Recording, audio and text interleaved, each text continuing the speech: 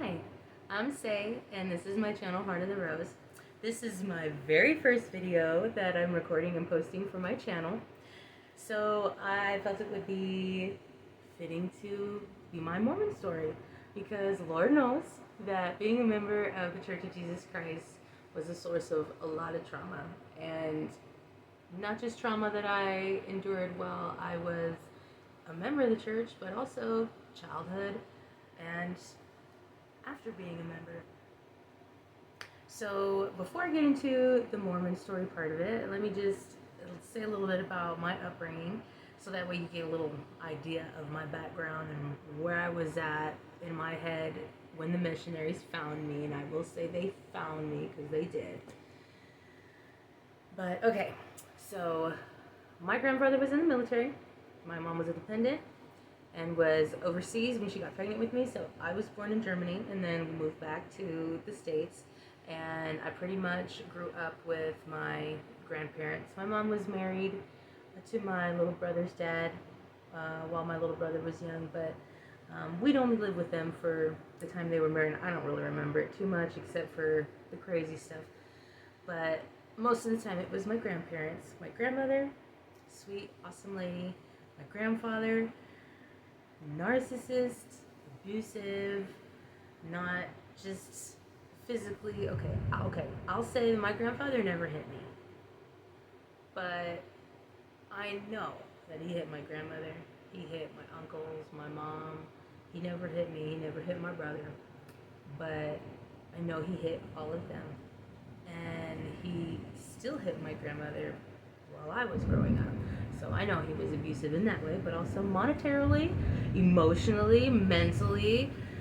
So that's the atmosphere I grew up in. On top of that, I'm Mexican on my mom's side. So I grew up in, I don't want to say traditional Mexican family because we didn't go to church. I grew up with Jesus Christ on a crucifix on the wall. But traditional in the way that women were, meant to cater after the men, and men, worked. They could do whatever. They could be awful to their family. They could drink. They could, beat their wives. They could do whatever. So that's what it was. And also, women didn't have much say. Shouldn't know anything about themselves, about the world, about nothing. So when I was a teenager, let's just say my grandpa and I started to butt heads because I was over it. I was over it. The double standards, my brother being able to do stuff, but I couldn't do stuff, and just everything. I was over it. So him and I, we didn't get along too well when I turned 18. I rebelled because it was always when I turned 18, then I could do what I wanted because I'd be 18. So when I turned 18, I went wild. And I did. I went wild.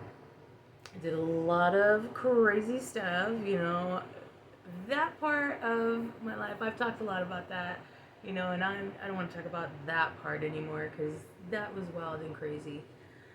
And I made a lot of mistakes, committed a lot of sin, what is considered sin, I guess you could say. Just say I made a lot of poor choices that not only affected me but people around me. I didn't care.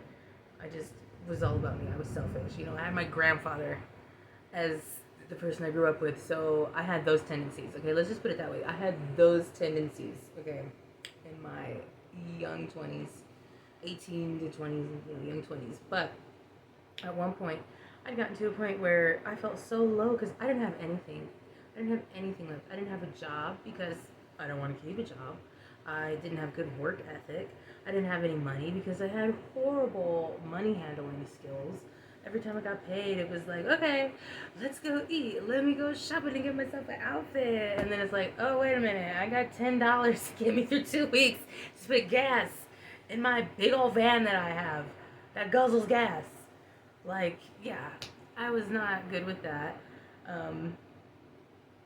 I didn't have any more friends because I had let certain addictions take over my life. No drug addiction. I never had any drug addictions. But I did have addictions. And they had taken over my life, so I didn't have any, friends. I have one friend that was around me, but I was being a really bad influence to her. So I wasn't being a good friend at all. So by the time I was 24, I was in a place where I just felt worthless. I felt like I had done so much that I was so dirty. The way I could explain it, and one day I'm going to express it in another way, like paint it or something, but I felt like someone had literally held me up by my foot and wrung me through the dirt and held me up to dry and then wrung me through again and held me up to dry and then wrung me through again and had let me just fall on the floor, and then everyone stood around me and was kicking me, and I just laid there and I took it because I felt like I deserved it because of everything I had done and everyone I had hurt, including myself. I deserved it, so I would just lay there and take it, and that's how I felt. So, I had a relationship with God at this point, but it was more like, oh God, I'm going into the store to steal a bunch of stuff. Please don't let me get caught. I don't want to go to jail. Like that. That's the kind of relationship I have with God. So by this time, I was just praying. I was like, there's got to be a way for me to start over. There's got to be a way for me to be a better person, to be different, to have a different life. And, at the time, South Park, my favorite show, my jam. And there was a few episodes. There's actually a YouTuber, Alyssa Grenfell, I think. Her YouTube channel popped up not too long ago. But she did an episode of Mormon watching and reacting to those episodes of South Park. And she had a very interesting take on it. She explained it from the Mormon side, but as somebody who I never even heard of, the stereotypes about Mormons. I wasn't exposed to nothing about Mormons, or Latter-day Saints. But the episodes that, I saw, they intrigued me. I was like, I wonder if these families are really actually like that. Happy, they spend time together, they seem happy. Like, they actually like to be around each other. They spend time together, they play games, they go do nice things for other people together. Like, interesting, okay. There was a couple different episodes, but another episode, it was like everybody died and they were in heaven and they're like, well, the Mormons were right. So it was funny. So when the missionaries came to my door, okay, here we go. We're entering my Mormon story. So when the missionaries came to my door, when they found me, I do believe, even though the church was toxic, I believe it because I was praying out to God for a way to start new. He knew how to reach me because South Park, like I said, was my jam.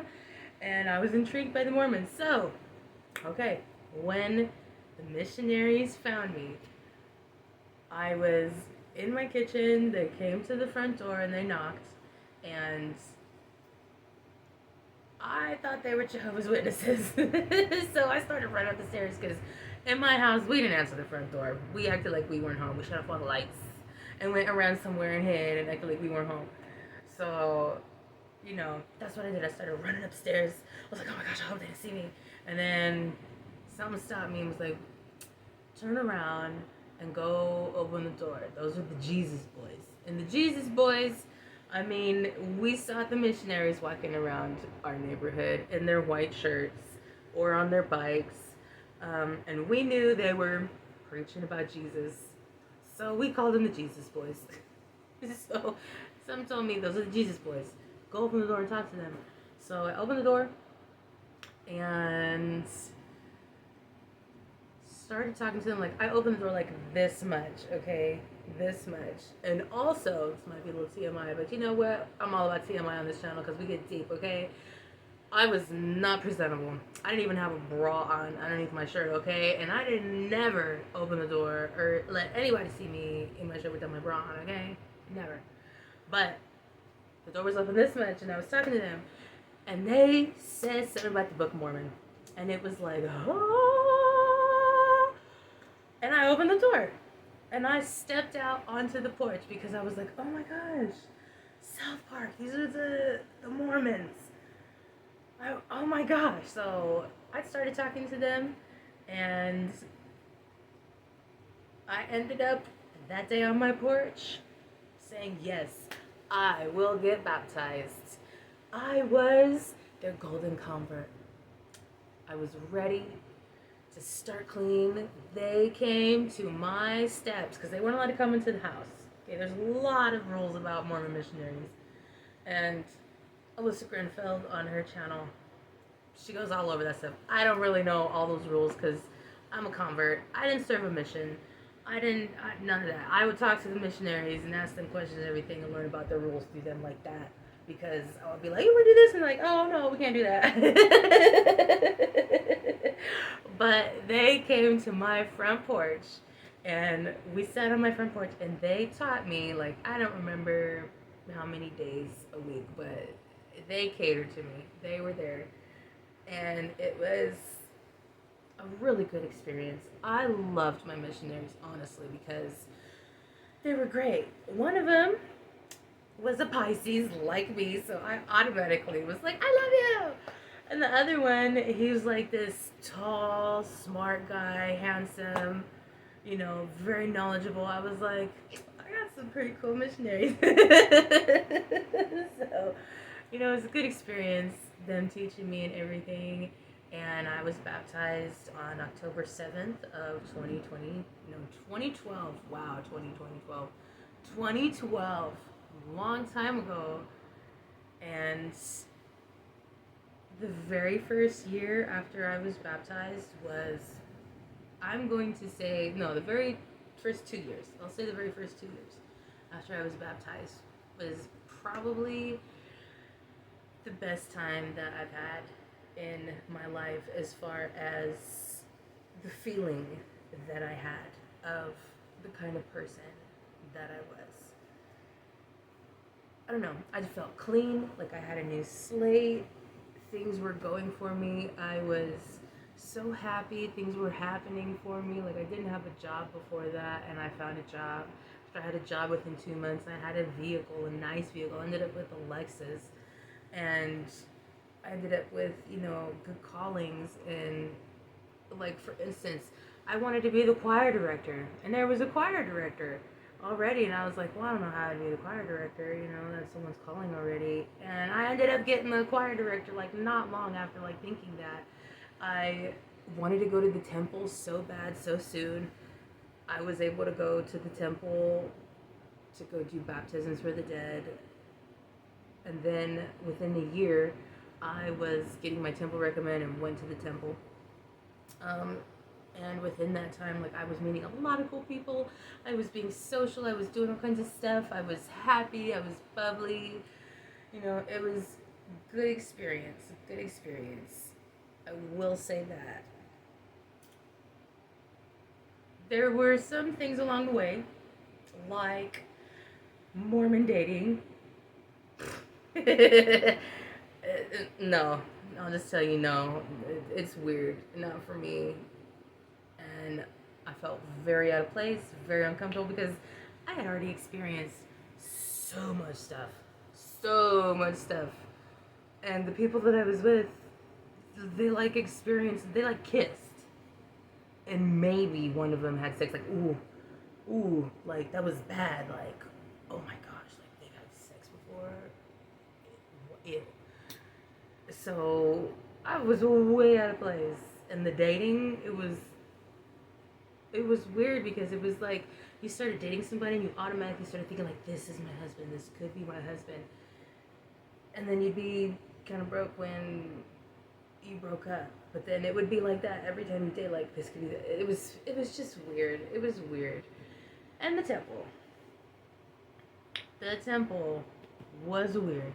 I didn't admit it to myself when I went, because I was like, well, this is what I need to do in order to be worthy, and this is what I need to do in order to be a good Mormon, and this is supposed to be the bee's knees and the best thing in my life, and it's weird and feels kind of satanic. Like, I don't know what the video, if there's even videos and everything now. I haven't been in the temple in so long, but when I first went to the temple, the actor that played in, it was a Mormon movie about two missionaries who went to Russia and they got captured. I forget what it's called right now, but it was very popular. And he was in a couple other things too, but he was like an actor within the, I don't even remember what the system is now, within the Mormon community, okay? And he was in the video and he played Satan. And, you know, watching the video and how Adam and Eve were together, it's like, oh, okay, this is cool. I'm learning how a man and a woman are supposed to be together. Adam loves Eve, you know, and I didn't really think too much of anything. But then the guy who played Satan, like, turns to the video and, like, looks at everybody and says that if we break any of these covenants or any of this stuff, that we're going to hell. Or he probably didn't say that, but, you know, like, we're living for Satan, or we give our lives to Satan, or something along those lines. Scary, okay? It was scary. It was demonic. I was like, what the heck? This is the video for the temple? Oh my goodness. And weird handshakes, and then, you know, you get into the celestial room, and, like, okay, the clothes were weird too. I didn't get that. Like, the ceremony is so secretive. They didn't teach you nothing about it before. It's just prepare for the most spiritual thing in your life. Prepare. Lessons you had to go through. I mean, you had to finish them or else you couldn't go through. And then it was the ceremony. And I was like, what the heck? Okay, but you know what? I was new. I wanted it so bad. And I wanted all of the things that being Mormon promised me. And I just was like, okay, well, I guess this is the temple. And I went over and over and over again. So after about a year of being a member of the church where I lived, I had gone to weddings in Utah. I had been to my missionaries' weddings. Like, they had their wedding on the same day. Didn't even plan it to be on the same day. They had their weddings on the same day. So I got to go to both of their weddings and see them married and take pictures with them and everything, which was really cool. I had gone to another wedding of a friend with a boyfriend that I was dating long distance, and we met each other in Utah. So that was pretty cool. And I ended up moving to Utah. To Provo, to be exact.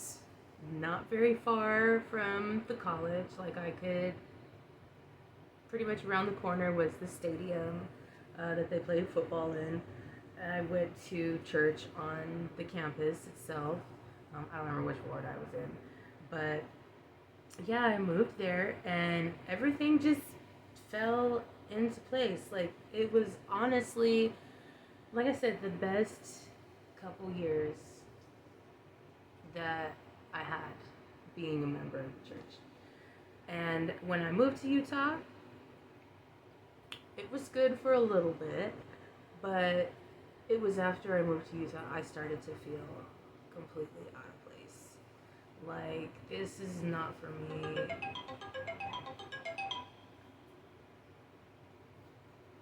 Like, this is not for me. None of these people relate to me. I can't relate to these people. Plus, I didn't serve a mission.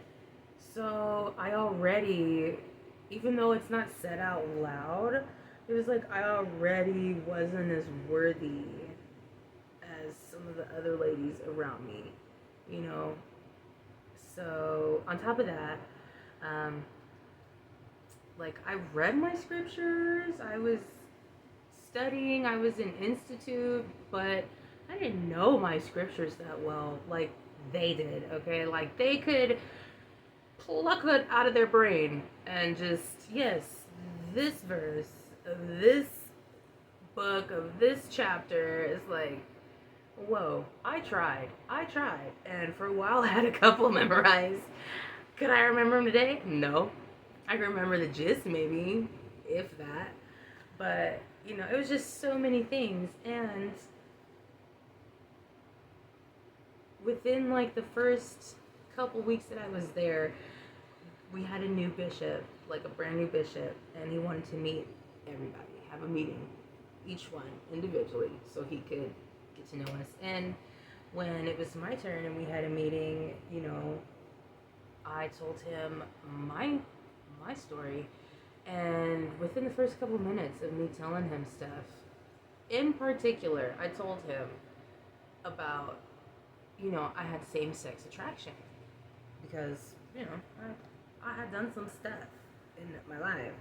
And that part of my testimony was really big in my home ward. Like, it was something that people really looked up to me for, that I was fighting that temptation, So when I said that to him, he like stopped me. He said, "Don't tell anybody that. You're gonna scare everyone." And that right there automatically made me clench up, made me just close. I was like, oh, okay. Well, if I can't tell anybody that, then I can't tell anybody about my conversion story. I can't be myself. I can't be myself. So I really started to feel out of place, especially after that. I still went to stuff. I still, but I slowly got into depression, and I started to avoid people. I would literally take the screen off of my window. Now, where I lived in a duplex with the landlord next door, and it had 4 bedrooms upstairs. Then it was the kitchen, and then the next level was the living room, and then the bottom level was 2 other bedrooms in the bathroom. So it was like 4 levels, but it was like split. So I had the bottom one downstairs next to like the outside, pretty much, where my window was by the alley. And I would literally take the screen out and crawl out my window and go get in my car so I wouldn't have to see anybody, talk to anybody, deal with anybody. Like, I just wanted to be by myself. I would drive around, go sit in front of the temple. Sometimes I'd go get something to eat. Sometimes I would just sit there and read. Sometimes I would just cry to myself, watch something. Like, I just did not want to be where I was. And then I started getting calls from not just my brother, but my mom, talking about my grandpa had started pretty much going crazy. Okay? Starting to be abusive to my grandmother again. Now, mind you, my grandmother has been through 3 different types of cancer and survived them. She's got lymphedema in one of her arms.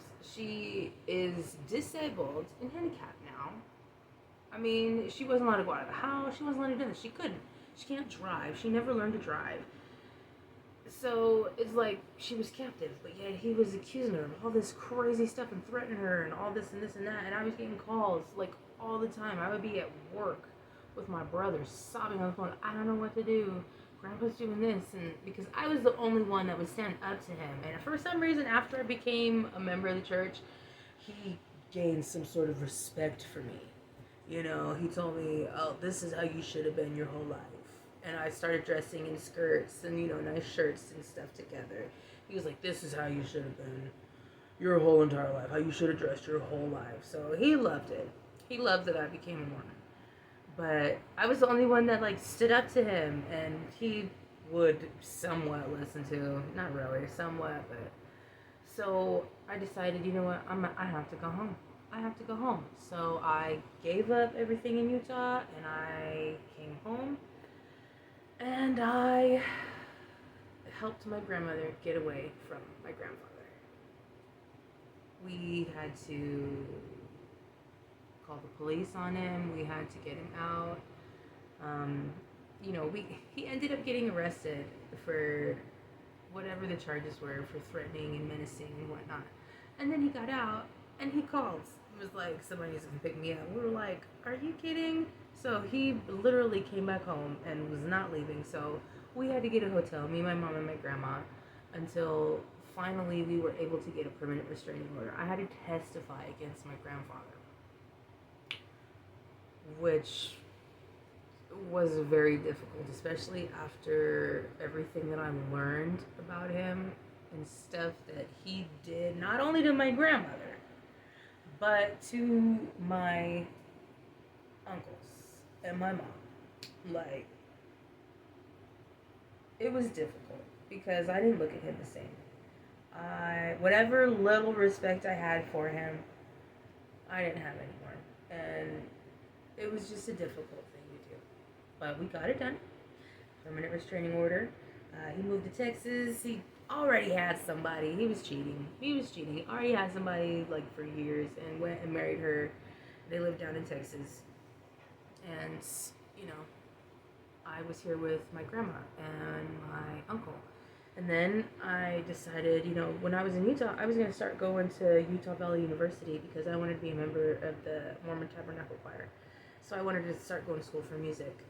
And since that wasn't going to happen, I was like, well, I'm going to start going to school here. I'm going to start doing music. I'm still kind of work towards that because eventually I want to go back to Utah. I want to be back there. That's what I want to do. Even though I was miserable there. Like, the only thing I wanted to go back for was to go back to school and be a member of the Mormon Tabernacle Choir. That was, like, the main motivation at that point. So I decided I was going to start taking class. So I took a choir class, and that's where I met my ex-husband.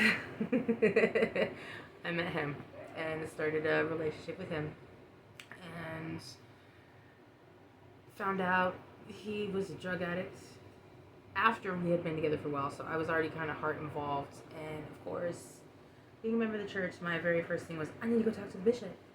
I need to talk to the bishop and see what the bishop says. What does the Lord tell him to tell me to do? So I went and I talked to my bishop, he was a great guy. I loved my bishop. He was my home board bishop, and the bishop, he became the bishop a little after I was baptized, and I was praying for him to be the bishop because he was just awesome. His family was awesome. And I went and talked to him and told him, like, you know, this guy that I'm seeing, he is a drug addict. Oh, that's another thing. My brother was a drug addict. So when I came home, not only did I have to help my grandma get away from my grandpa, but I also had to help get my brother clean. So I was fighting two demons. I was like, ha, ha, ha, ha. I was doing it, okay? So I was like, Bishop, I just dealt with, you know, getting my brother clean, and now I'm involved with this guy, and, you know, he's got this problem too. Like, what is going on? You know, what am I supposed to do? And he told me that because I had dealt with my brother, that I was meant to deal with him. So my bishop encouraged me to continue this relationship with this known drug addict, okay? Looking back at it now and saying it out loud on this video, I'm like, I was crazy. That's the only thing I can say. Why would I listen to that? Who would tell you that? Who would tell you to stay with a drug addict, okay? So I stayed with him. And we ended up getting married, having a ceremony. And then I found out that I was pregnant after we got married. And, like, I was pregnant before we got married, but I didn't find out I was pregnant until after we got married. So, you know, at least we didn't get married because I was pregnant. Like, that's a plus, right? Anyways, so after I found out I was pregnant, it was crazy. I went through so much stuff with him. Like, so much abuse. Physical, mental, emotional. He did not work. He couldn't keep a job. He wouldn't keep a job. It was horrible. And the whole time, it was, I needed to stick by him. I needed to be a good wife for him. I needed to help him get through this. And I stayed with him for 2 years. And finally, I couldn't do it anymore. I could not do it anymore. And this whole time I was married to him, he was a narcissist, like my grandpa. He was delusional. He made up stuff. If I found out stuff that he did and had proof, he would say I was crazy. He would gaslight me. Say I was crazy, insecure, If he got rid of it, if he was able to, get my phone and erase whatever I had. Oh, it didn't even happen because I didn't have the proof anymore because he erased it. Just crazy, crazy stuff. Like, I ended up with a gash on my chin because he threw a remote at me. I ended up with a huge bruise across my chest right here because he chucked the phone at me from across the room. Like, when I was pregnant, he almost ran us off of the road because I wouldn't take him to go get some down drugs. And I ended up with a gash across my forehead because he put his arm over and he had a watch on and it scraped against my whole forehead. So, like, I have been through all kinds of stuff with him. And I was done. I just couldn't do it anymore. On top of that, we were a mixed race couple, okay? He was black and I'm Mexican. And I didn't know that mixed races in the church weren't really like looked at as a good thing until more recent. Not even like they were looked at as a good thing still, because I felt like we were the poor family. We were, because I was the only one working. He wouldn't work, but like that's how they also made us feel. And then after I decided to leave him, it was, oh no, I was the single mom. And I never felt in. I never felt like I fit in. I felt like they would preach stuff, even though I'm sure it wasn't on purpose. It felt like it was on purpose because it felt very pointed at me. Very pointed. So I stopped going to church. I just stopped going to church. It held no joy for me. On top of that, he was, saying stuff about things that were going on in the house and saying it was me making up who knows what. So I don't know what he was saying. And I don't want to deal with that either. So I just stopped going to church. And eventually I got away from him. I literally got away from him. Didn't know where we lived. Didn't know how to get to us, nothing. Because he was pretty dangerous. And at that point, I was still tithing because even though I wasn't going to church, like the gospel, I thought in my head, no matter what is going on with with men at church, with people at church, the gospel is always true. The gospel is always true. I was holding on to that because that's what saved my life. Like, it literally, the gospel did save my life. The missionaries came and they saved me from drowning in the misery I was in. I know that. I will admit that. And I won't ever deny that. Because Heavenly Father sent them to me because I asked, and that was the way to send them to me because of South Park. But anyways, I digress. I was still tithing though. I tithe, and I tithe, and I tithe, and I tithe. Because I thought if I don't tithe, Heavenly Father is going to take away my means. He's going to take away my means. I'm not going to have income. My daughter and I are going to be desolate. I have to keep tithing. So I tithed for years, not going to church, but I still tithed. And finally, I started having different questions about, if I don't even feel at place in this church, is it even really true? Because what they preach is not what they show. So I was already asking questions, and I decided to stop tithing. So I stopped tithing, and I ended up getting injured at work and getting laid off because I was the only person doing my position. So at first I was like, oh my goodness, this is because I stopped tithing. But after I was doubting my mind, I was like, you know what? No. Everything happens for a reason. That I believed very strongly. Everything happens for a reason. So there has to be a reason that I was injured and laid off, because really I wasn't that happy in my job. They'd switched directors, new people come in, new higher ups, they want to change everything, take stuff away, all of that. So I was just like, oh my goodness. Plus, my car had been wrecked by somebody hitting me. They didn't pay for nothing. I had to pay everything out of pocket and still be able to do my job.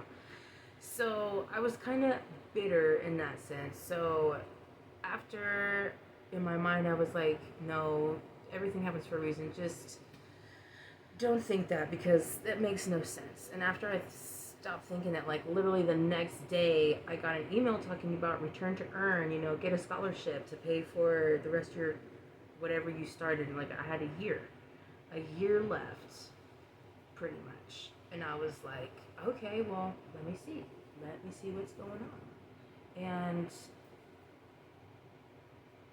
after looking at everything, I qualified. I talked to somebody. I got this scholarship, and I was able to go back to school and finish an Associate of Science degree. Something I thought I wasn't going to be able to finish because I had run out of, financial aid. I didn't have any more. And I thought I was going to have to pay for it out of pocket, because that's why I had to stop going to Florida. I was going to have to start paying. So I was like, this is why. And I was able to finish my degree. I was able to have assistance the whole time.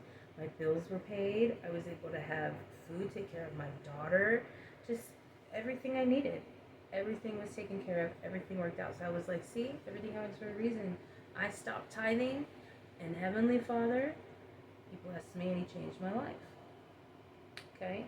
So that's where my thought was. So after thinking to myself, this church is just, it's not true. I stopped tithing, and look at how my life is blessed.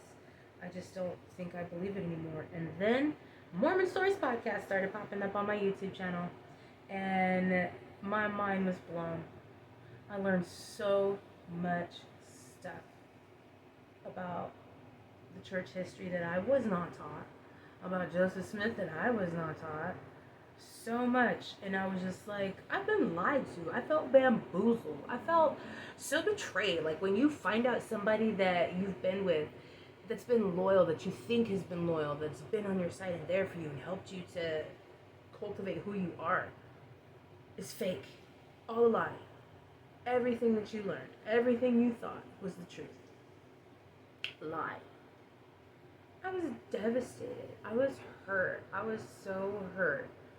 And it took a lot of those videos, seeing a lot of other people who felt the same kind of way that I did.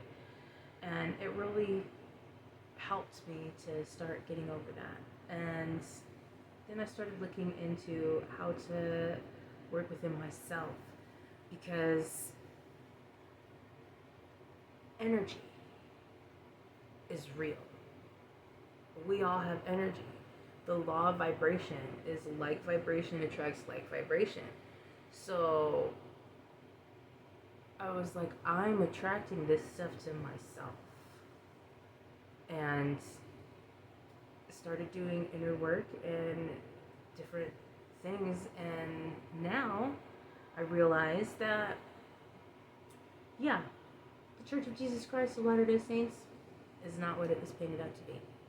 But like all the other religions in the world, it teaches of Jesus Christ. And Jesus Christ was real. I believe Jesus Christ was real. His teachings are all across the world. And in so many words, it's treat people nicely, unconditional love, and you won't have bad consequences. You treat people bad, you got bad consequences. You make bad decisions, you got bad consequences. You make good decisions, you make good consequences. But as far as all the other stuff,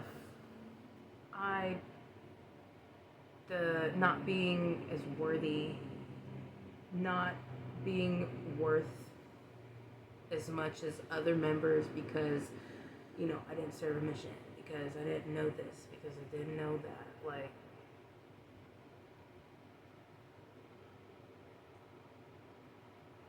pretty much that's all gone away now. And I realized that being a member had its good things and its bad things.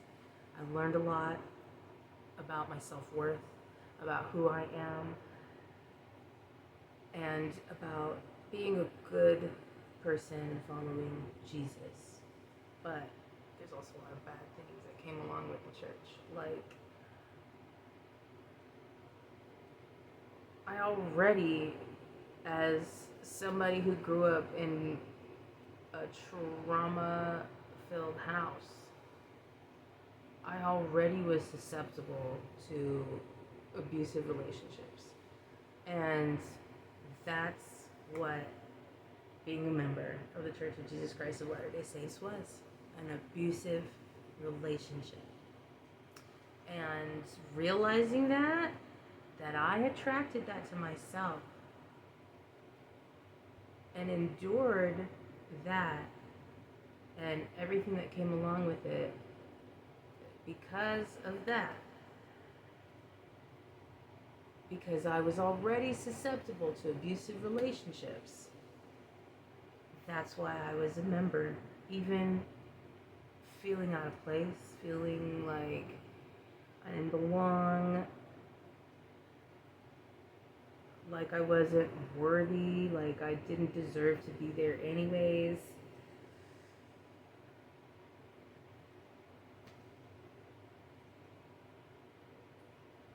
I don't know where I was going with that. But now, after all the work that I've done, I feel so much happier now because I understand things so much differently. And after learning the stuff that was not right, that was not taught to me right about the church and what is correct, and I'm a lot more at peace with the fact that the church bamboozled me. And now I'm at a point in my life where I've had more experiences after, and I know my boundaries.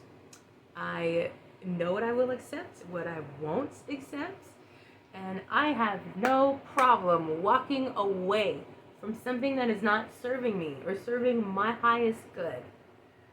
I know how to love myself properly now because of everything that I went through. So being a member, like I said, had its good and its bad. I don't want to say that being a member was the most horrible thing in my life,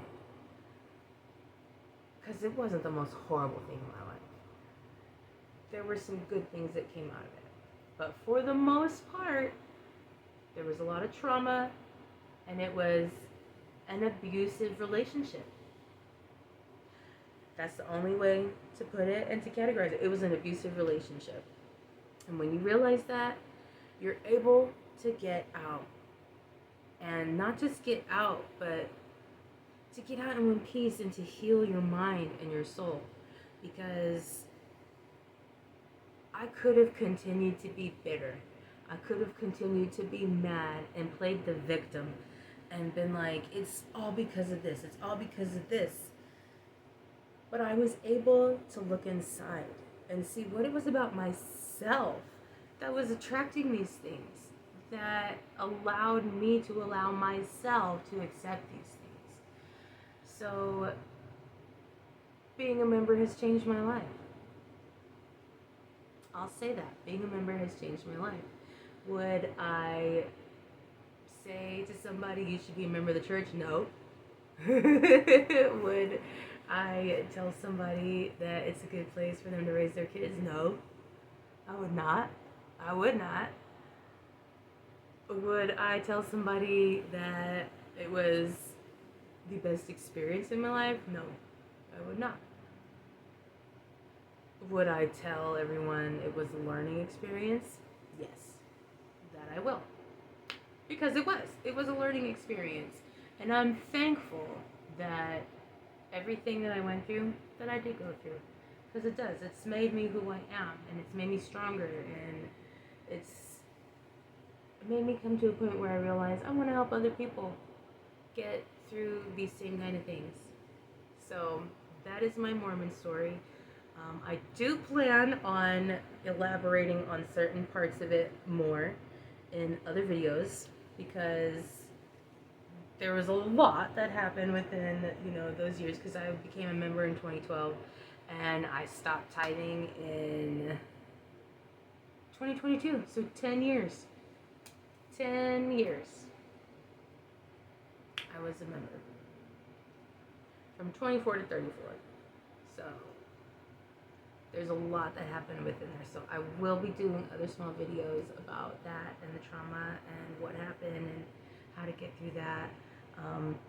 And I'm excited to go through different stuff like that because I know after watching so many Mormon Stories podcasts that there's a lot of people that have been hurt and burnt by this particular entity.